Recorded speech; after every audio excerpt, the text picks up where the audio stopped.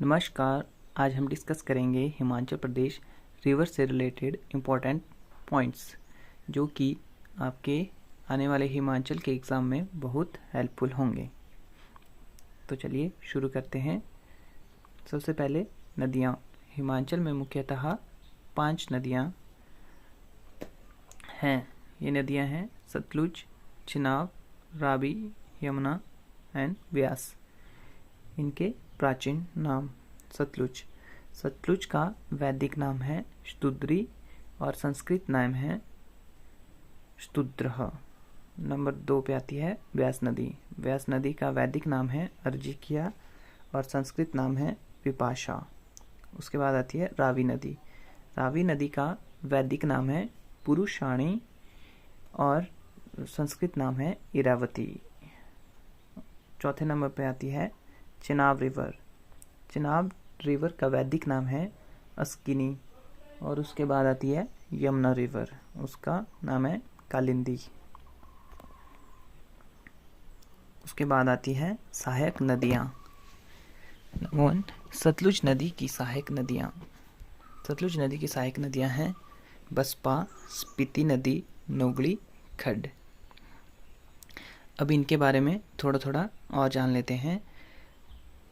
बसपा नदी सतलुज में कल्पा के पास कल्पा किन्नौर में मिलती है।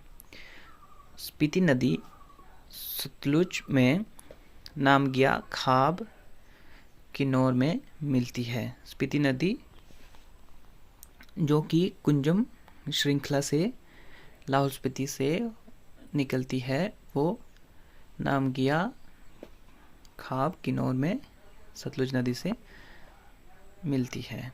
नोगली खड्ड सतलुज नदी में रामपुर बुशहर में मिलता है। उसके बाद दूसरी नदी रावी नदी। रावी नदी की सहायक नदियां हैं भांदल, तंतगिरी, छतराड़ी, स्योल एंड साल। उसके बाद आता है चिनाब नदी। चिनाब नदी की सहायक नदियां हैं चंद्रा और भागा नदी।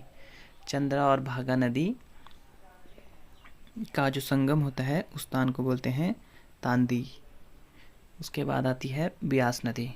व्यास नदी की सहायक नदियां हैं बनेर, बाणगंगा, लूणी, पार्वती, सेंच, तीर्थन, हारला और ऊहल नदी। इसमें जो पार्वती नदी है वो कुल्लू जिले में भुंतर के पास व्यास नदी में मिलती है। उसके बाद लास्ट रिवर है यमुना। यमुना की सहायक नदियां हैं गिरी नदी, तोंस नदी, पब्बर नदी और आंध्रा नदी। इनको और डिस्कस करते हैं। नंबर 1 गिरी नदी।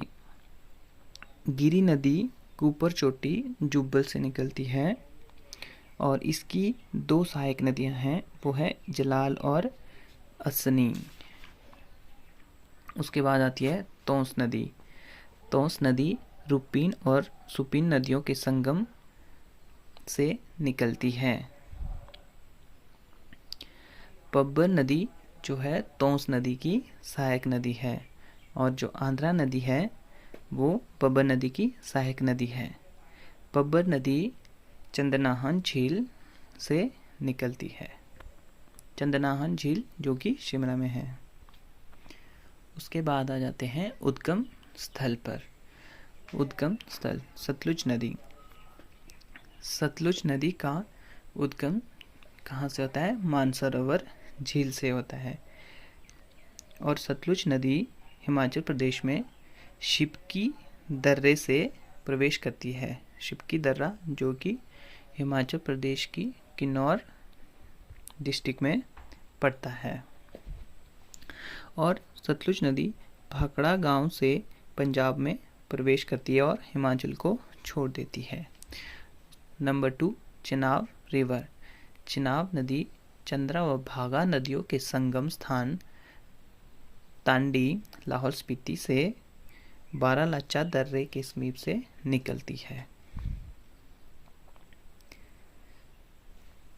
चिनाब नदी चंबा में पुजिंद से प्रवेश कर संसारी नाले में